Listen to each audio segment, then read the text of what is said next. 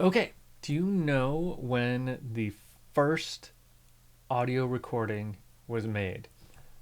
Before you answer that, let's think about this. Prior to this, we have no idea what humans sounded like. This would be the oldest recording of a human being, right? Of the human voice. We have no way of knowing what people sounded like even prior to this. So, what is the oldest record we have of the human voice? Of humans doing anything, actually. So take a guess. The correct answer is 1878. And that first recording we have is Thomas Edison.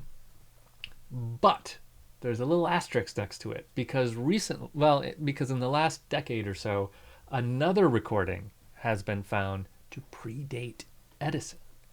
So Thomas Edison invented the phonograph, which is the first way we had to record sound. But there was somebody else before him. So 1878, Edison invents the phonograph and records himself reciting the words to Mary Had a Little Lamb.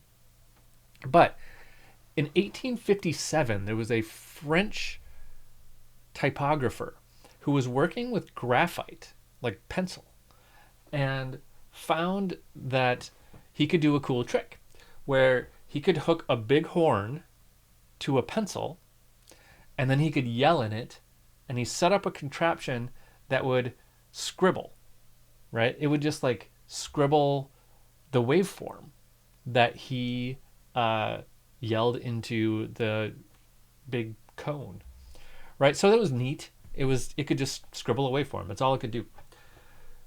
But it was never designed to be recreated, right? Like we couldn't hear it. It was just pencil on paper. But with computers, we can. So some scientists have taken those scribbly waveforms and put them into a computer and interpreted those waveforms so that we could hear them. So this comes all the way from 1857. Now remember, this is pencil on paper. This is not high quality audio, but it sounded like this.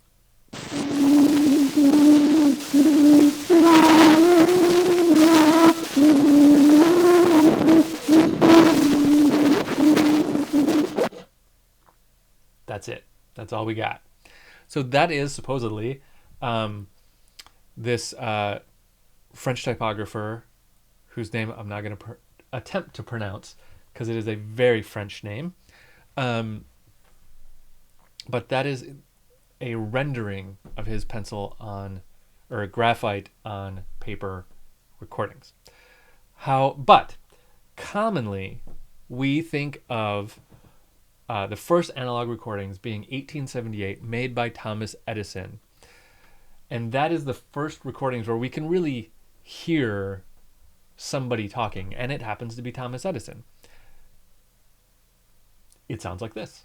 A little piece of practical poetry. Mary had a little lamb, its fleece was white as snow, and everywhere that Mary went, the lamb was sure to go. And that was it.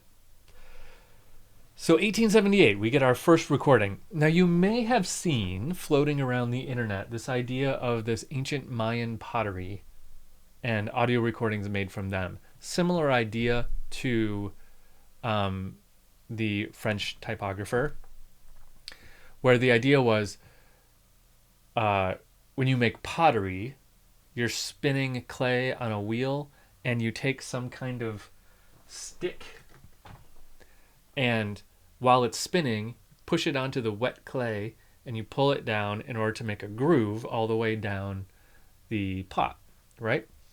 That dries, and with computers, we could extract out of there the vibrations, the very, very, very subtle vibrations of the waveforms created, embedded in the clay that would capture the sound in the room. You can find audio recordings of this around online. However, before you get all too excited, this turned out to be a hoax. This was just not possible. the the minutia of those waveforms is too delicate to be captured in wet clay. I suppose it's still possible that conceivably, that with computers we could pull out some waveforms from that could be hidden in something like that, but presently it has not been done successfully yet. So if you see something around online like that, or if you have a friend tell you, actually, ancient Mayan audio exists, no, it doesn't. It's a hoax. So don't fall for that. Because I totally did when it came out. I was like, oh my God, this is amazing. And then I read more about it. And it was actually the audio file that's going around, and the story about it was actually released on April Fool's. And it's just totally not real. So I fell for it. Anyway, so our earliest known recordings.